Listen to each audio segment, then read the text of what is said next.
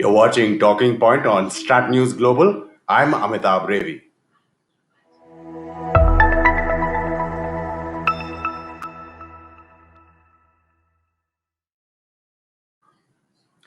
Joining us from the capital is Ambassador Amar Sinha, India's ex-envoy to Afghanistan. Ambassador Sinha, good to see you again, even though it's been online for the last few times. Last time was in Berlin. This time it's back in India, but it's still virtual. Well, good afternoon. Good to be back in Delhi and back on StratNews.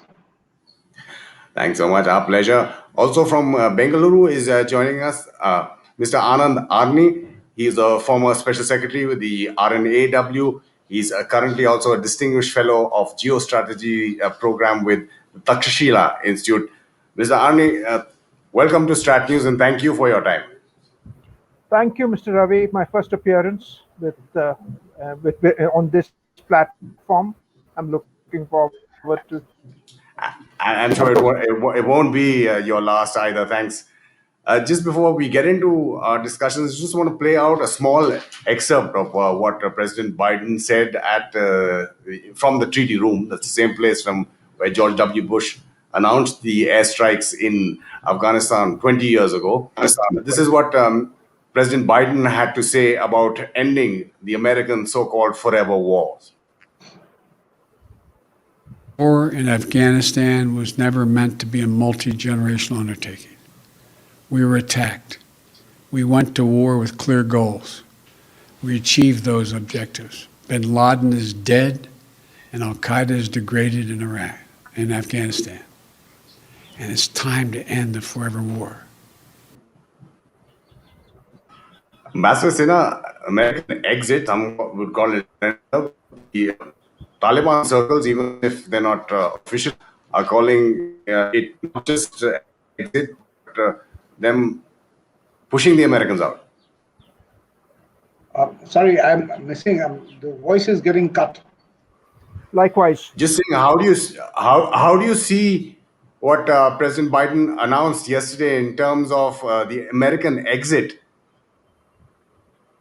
Well, I think this announcement was waiting to come, and I think he had made a very dignified statement. I quite agree. He has delivered it in a manner which is absolutely very logical. Though, of course, his hands were tied. He was given a deal which was good or bad. One can discuss that. But he had very little choices and all his options were bad. And this is perhaps the best option from American perspective, that he has now in a finality. And his announcing it on its own is better than going back to Taliban to negotiate with them separate withdrawal timeline, which I had found was a bit ridiculous, as it was being suggested that they are Taliban. So, well, yesterday, 14th, was a day of major announcements, actually. Three. President Biden announced this. Then there was an announcement of the Istanbul meeting, a joint letter signed by Qatar, UN, Turkey, and also the instantaneous Taliban rejection, which came out on Twitter. So, and for people who follow Afghanistan, and yesterday was also a historic day. It was the 33rd anniversary to the date of the famous 1988 Geneva Accord, which was signed on 14th of April 1988, when the Soviets had withdrawn. So yeah, there's a sense of irony and history attached to the date. A sense of irony and history. Mr. Arni, how do you see the Taliban projecting it already, even like I'm saying, maybe not officially, as an expulsion, as a victory? It's already making the rounds. They're talking about having bested the Americans. And that's early days yet.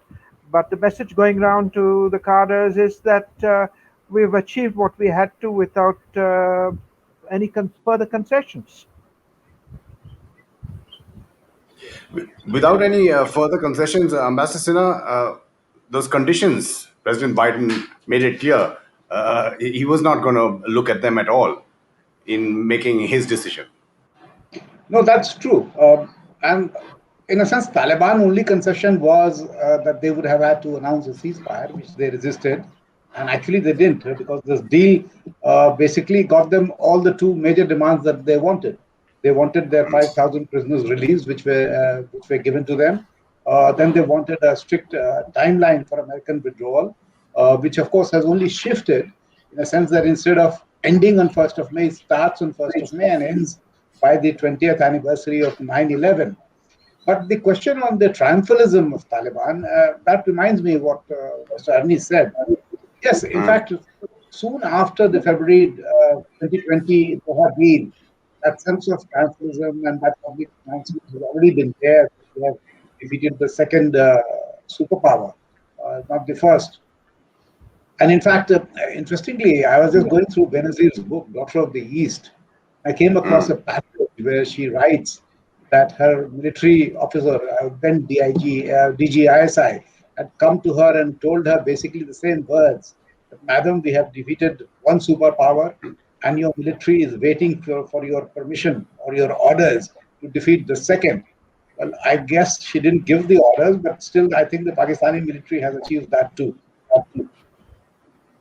I just get to Pakistan, Mr. Arni, but when you talk about what President Biden has done, and Ambassador Sinha did mention it is probably the best of the worst options that he had before him.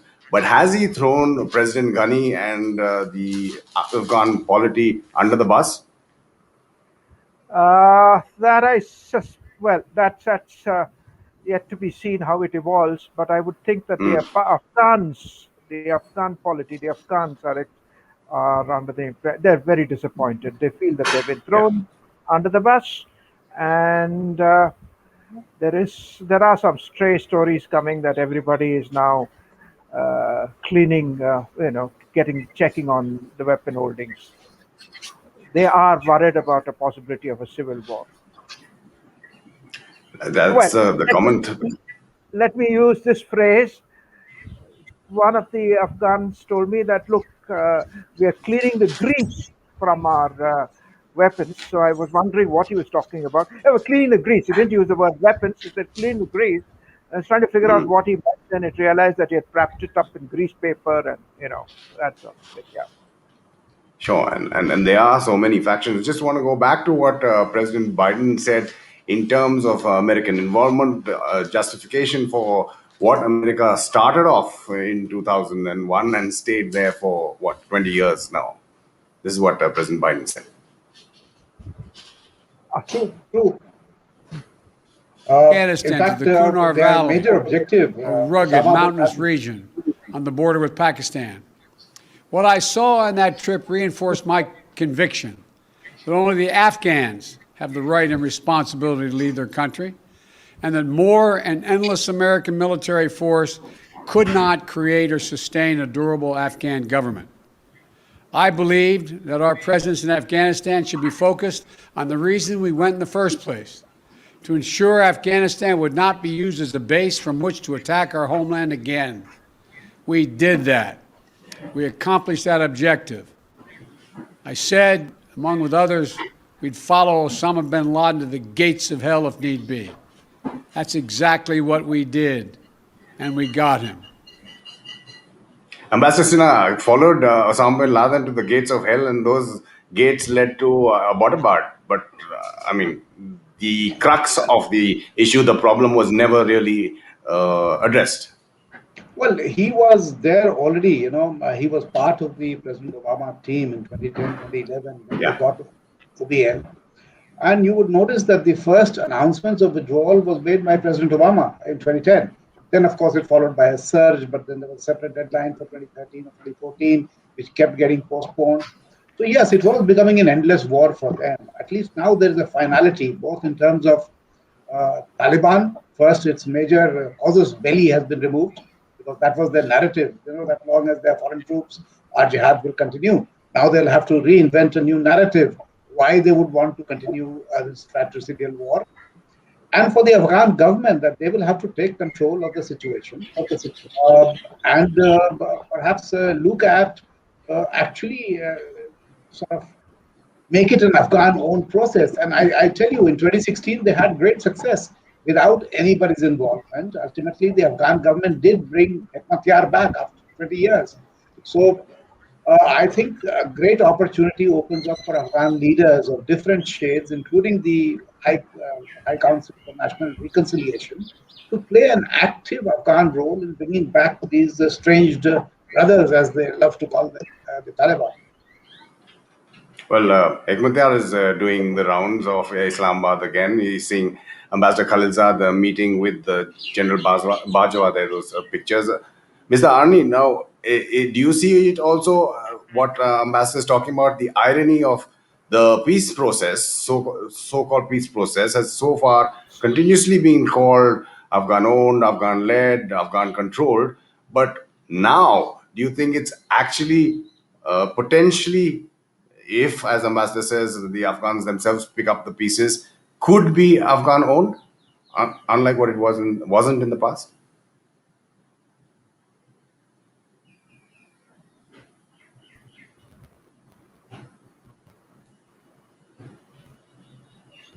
Sorry, I lost you earlier. Just saying, wanted to get your views on whether you think the irony of the situation is that Biden announcing the withdrawal of US troops, does that give the Afghans, both sides, all sides, an actual opportunity to own and control the further peace process if it's going to go any further? There, well, there would be some moves by some elements on both sides to try and negotiate. If Brother had his own way, I suppose he would have opened the channel, but I'm not sure Brother is quite in control. It is definitely the Haqqani network which is running it. But what do they have to talk to each other about? One wants an Islamic Emirate which excludes the possibility of elections, and the other is prepared to go along with. Well, I'm sure the Islamic Republic, would not mind a cohabitation or a power sharing arrangement, or at least under some controlled condition, and a realistic power sharing arrangement. But that's not going to be enough for the Taliban. They would want a lot more. And as I'm pretty sure you know, there are factions within the Taliban, which are as many as 8 factions. At the present moment, the Americans were in dialogue with, well, at least 2 or 3. One is, of course, the Haqqani network, and the other is the Old Guard. So we really don't know. I don't see Haqqani network wanting to talk to Kabul. So, Ambassador Sinha, is there an inevitability about where this is all leading us? And if the Taliban are being handed one win after the other, why should they engage with any process? The next one, which has been announced, like you said, was because they were also relying on this peace process and the framework or the foundational peace agreement or the structure of the future government that was presented by the Americans. So they also run the risk of that itself being jettisoned along with the war and once the Americans leave, because I think the Taliban Afghan government is not going to respect that. So they will have to start from the scratch. But what Mr. Arni has said is right. See, Taliban still feels that getting a military victory or getting total control of Kabul is an option and open to them. And that is why they have shown absolutely zero sort of move towards any negotiated settlement. So I guess things would only get worse before it gets better. Only when they get a message that they, like the Americans, realize that there is no military solution. Perhaps one day Taliban has to realize that there is no military solution and they cannot rule a country just through the power of their weapons. Only then they would move towards peace. How soon that happens, it is very difficult to say. Mr. Arni, do you visualize that happening? How strong is the ANDSF, even if President Biden and the rest of the international community say that financial support and possibly other support will continue? If there's enough money coming in and enough support, military support, they can hold out. Don't forget that the Northern Alliance did. And don't forget what happened when Najibullah was around. The Afghans will fight. Afghans are capable of fighting. It's just that it's just not the Haqqani network or the Taliban that they would have to face. It is elements of the Lashkar and other factions which were also going to be active. And I'm pretty sure sooner than later, once the Americans move on, you'll find irregulars coming, Pathan-speaking irregulars, Pashto-speaking irregulars, whatever. They'll be coming. In 2001, there were 4,000 of them. I'm pretty sure you can find another 4,000 wherever you want in Pakistan. Let's just listen in to President Biden again when he, since I'm taking that point that Mr. Arni is raising on how they'll have a footprint, where would they have a footprint to continue their counterterrorism efforts in the region. This is what President Biden had to say. But we'll not take our eye off the terrorist threat. We'll reorganize our counterterrorism capabilities and the substantial assets in the region to prevent reemergence of terrorists with a threat to our homeland from over the horizon. We'll hold the Taliban accountable for its commitment not to allow any terrorist to threaten the United States or its allies from Afghan soil. The Afghan government has made that commitment to us as well, and we'll focus our full attention on the threat we face today. In my direction, my team is refining our national strategy to monitor and disrupt significant terrorist threats, not only in Afghanistan, but anywhere they may arise, and they're in Africa, Europe, the Middle East, and elsewhere. Ambassador, you were saying something in response to Mr. Arni, and if you want to take up from what President Biden was talking about. This is, in fact, what President Biden is now stating sort of brings it back on track. You see, ultimately, US has a bilateral security agreement with Afghanistan. Yeah. And if they wanted to leave in an orderly fashion, of course, that bilateral security agreement needs a notice of 2 years if you want to abrogate it. If you want to end it, I'm sure that's a matter of detail that could have been worked out. But yes, the fact that they have access to bases and that they have intention to retain some forces there is there. It is also driven by, you must have seen the latest annual threat assessment report done by NIA, which has basically come to a conclusion that there's no immediate threat to the US from Afghan-based terrorist organizations.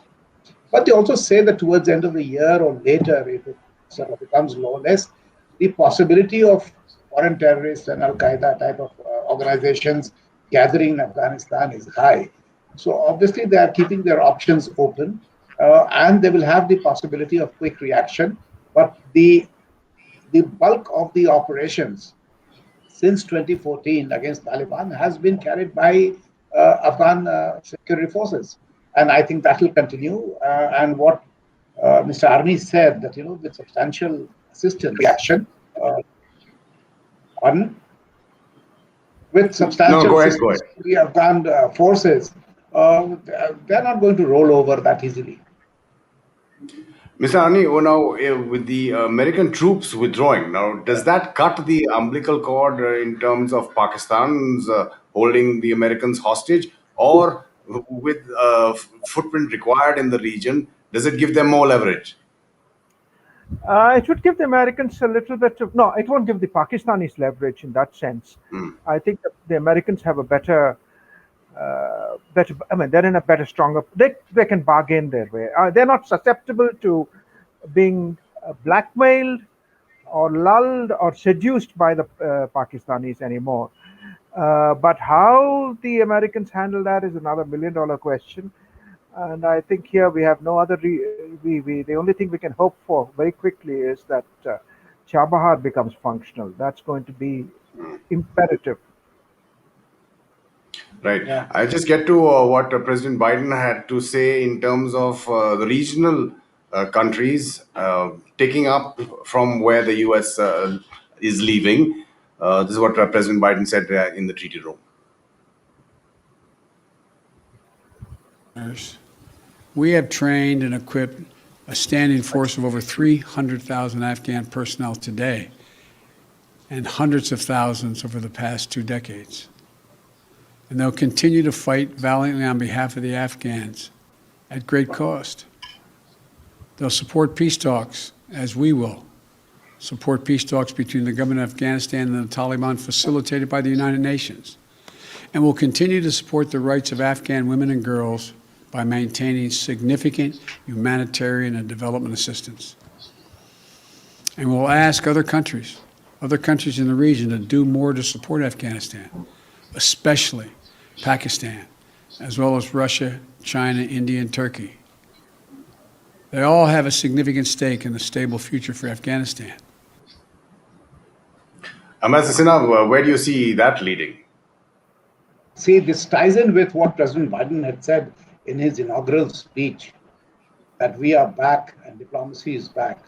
So I agree with Mr. Arni that he said that Pakistan will lose the leverage, and Americans will have now bigger space and a bigger role perhaps to play a regional diplomacy, which includes cutting the links of Taliban. You see, ultimately, if the Islamic Republic is losing its support base, I think it is natural to even the playing field. You need to reduce the base, Al-Qaeda as they call, of the Taliban itself, which is in Quetta, and that links need to be looked at. Second thing, it is doing what he said about visionary. Well, that, yes, American withdrawal is in a way regionalizing this issue. And we had seen a lot of regional initiatives, whether it was Moscow format or even China wanted to get all the leaders together. I think these countries will be now required to use their influence with Taliban. Now, whether they will also realize that perhaps their influences are also limited, like perhaps Mr. Khalizad realized in the end that he couldn't get them to do anything that he wanted in terms of delivery. So these countries will now have to, who have been sort of courting Taliban for the last 2 years, will have a chance to actually work with Taliban to bring them to the peace table once again. So, Mr. Arni, how independent is the Taliban in its potential to make its own decisions and not take diktats from Rawalpindi, from GHQ? I think it's being driven by the Haqqani network, which means 100% control of thing. But that's at one level. Of course, there are contingents in the field who have got different attitudes, and I'm told that even in, for example, in Jalalabad, the Taliban there is got a different perception of what must be done, and that's probably that arose out of the last ceasefire. When there was a lot of bonhomie between the two sides. So I think that's one of the fears that's there, that a ceasefire could create complications. But that apart, Pakistan pretty much holds all the, Pakistan through the Haqqani network holds the keys. And I've also said that there is always a fallback position, and the Lashkar-e-Taiba is active in Kunar. They're active in Kunar, they're active as masquerading as Red Brigade, Taliban's Red Brigades, and even used the Al-Qaeda's black flag in Kunduz. So, they can morph into anything that they want to, and they're disciplined. They can morph into anything we want to, and we have some of those Taliban propaganda video training pictures. Master Sinha, the worry for India, how do you see that? Well, worry for India really is that how good our messaging is, and our messaging has to be very powerful, addressed at the Taliban leadership, and of course the political leadership in Afghanistan. There, I noticed that we have been playing an increasingly active role. Most of the senior leaders have come here, who are also part of the High Council for National Reconciliation. They will have to sort of play a more wise role, let's put it this way, and reach out to Taliban factions. Ultimately, Mullah Barabar did reach out to President Karzai, and that is why he was jailed and kept in jail till he was released to reach Doha. And I'm not surprised that now that once the deal was done, he was also sort of marginalized. He was removed from the position because he was seen as somebody who's pro reconciliation and peace. So these games will go on. I don't think we have seen the end of it. Even this Istanbul process, I will not say that this is final and won't happen. You see, I'm sure behind the scenes, a lot of activity is happening where Turkey will also not take it very kindly, this rebuff by Taliban. So I think every levers are being pulled so that they are shown some reason and they actually land there. And there will be a saving sort of argument that, we'll wait for the Ramadan to end and then after Eid they might meet. So they might be rescheduling. But I have a feeling that a lot of exertions are happening right now to make sure that the next step in Turkey takes place. Right, Sarni, I mean, the initial reaction straight away, as Ambassador Sinha pointed out in the beginning of this discussion, with Mohammed Naeem, the spokesperson for the political office in Doha, saying that until foreign troops left Afghanistan, there was no question of attending any international conferences, in obvious reference to Turkey. But the repeated Biden reassurance, if I can call it that, withdrawal is starting from before the deadline, which is the 1st of May, and will continue and may even finish before 9/11. Do you think, and the pressure, as the ambassador is pointing out, Khalilzad is in Doha, do you think the Taliban will attend the Turkey conference? I think they'll wait. There's time. They need to assess what's happening. There's going to be pressure from all over. I mean, Seem to have a problem with Mr. Armi's audio communication line there, but Yeah. ambassador, Let me pick up what he was saying that yes, I think you see for them it is a wait of 15 days. May 1 was the Doha agreement deadline. Taliban has been interpreting it very, very literally. So they're not going to do anything before May 1. You see, after that, they can turn around and argue that it is the US which has sort of violated the deal, not them. And then they may agree to come. But ultimately, you see, there's a risk. Risk is that what is it that they are willing to accede in Doha? Because if UN is involved, if all the countries are there, there would be some demand made of it, made of them, and I think that demand would be ceasefire. If they come to a decision that they can agree on ceasefire, they will go. If they can't, I'm sure they will keep wasting time. They will keep up the pretense in Doha for next 2 3 months uh, that they are engaging and they are serious about peace, but they will wait their time out. Mr. Arni, if you could complete your thought, we lost the communication I line know. there. And is there Yeah, any risk of the Taliban attacking the Americans or foreign troops in this period between now and September, between 9 and 11? I don't think there'll be much there. The reason I Yeah. say this is because I think it could spark off more violence on the streets. It could lead to more violence, and what can the initial messaging coming from Kabul is there's deep concern in Kabul about what's going to happen. People are wildly talking about rocket attacks on the city. There was some rockets being used about 2 weeks ago. So is this suggestive of something? I think the Pakistanis will also be worried. They must also be worried about violence exceeding a certain level because that will spark off internal refugees. Not something that Pakistan would want at this point of the day. They don't have the money. Yeah. Ambassador, you were talking about the various leaders who have come to Delhi over the last, 6 8 months or so. You've seen Ismail Khan, Ata Noor, Dostum, Sayaf, Abdullah, of course, and the official Hanif Atmar visit. What should India be doing vis-a-vis the Taliban? Well, I think we'll have to wait. You see, if Taliban shows any signs of reasonableness, no, absolutely, there's no harm. But I don't think they are moving. And to give them more legitimacy than what they have already received, I don't think it is helping because it's only sort of hardening Taliban's position because they feel that they've got everything international legitimacy, their prisoners, Americans' withdrawal. Uh, so it is not only what happens to Taliban, what their triumphalism and the message it sends to different non-state actors and the state sponsors of such non-state actors is what we should be worried about. And that is what I think other countries in the region will also worry about, including Pakistan. How many T's can they handle? They have a problem with TLP, then they have TTP, then now there will be TTA. So I don't think Pakistan will be. So ultimately, these forces will coalesce. Ideologically, they're absolutely the same. They share the resources, they share the manpower, the same recruitment sort of seminaries they go to. So it is not that easy decision. So I think nobody wants a full-fledged Emirates on their borders.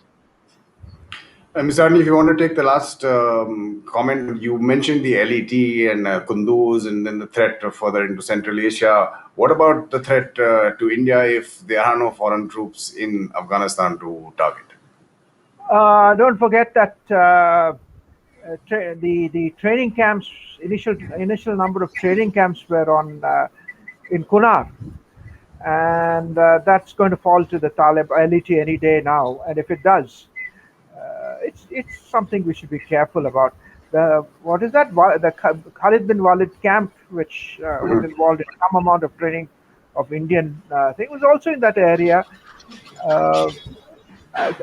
I am worried about one bit. I'm worried about the fact that with Kunar, with the LET showing, LET being present in Kunar, and with the Haqqani network in Loya Paktika, that swath of territory that is, which from the Kunar down south to Loya Paktika, would be the first target of the Haqqani network and the pro-Pakistan groups. And if that goes, Jalalabad goes. That's been something that the ISI has been very, very keen on. Their biggest defeat was in Jalalabad in 1989.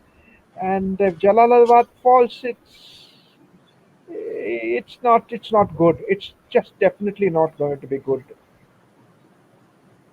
On that pessimistic note, Mr. Arni, absolutely appreciate your time and your expertise. Thanks for joining us on StratNews Global. Thank you. Thank And you. Ambassador Sinha, obviously was a pleasure again. We'll see you hopefully soon in person. Thanks for appearing on StratNews. Thank you. And just a reminder for all our viewers, just click on the bell icon to get notifications for videos that we put up like this one on YouTube. To follow us on our social media handles as well on Twitter, Facebook, and Instagram for the latest news and analysis from an Indian perspective. This is Talking Point on StratNews Global. I'm Amitabh Revi.